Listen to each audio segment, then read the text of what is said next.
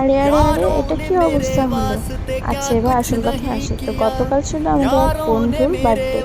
তো সেটাই ভেবেছিলাম যে আমরা একটু ছোট করে সেলিব্রেট করে নিই। এখানে আমরা কেক নিয়ে যাচ্ছিলাম, আরেক বন্ধুর দোকানের ওখানে, মানে ও ওখানে ছিল, তো জানতো না। তারপরে এখানে আমরা কেকটা বের করে নিই, আর ও আসে, এখানে কেক কাটিংও শুরু হয়ে যায়।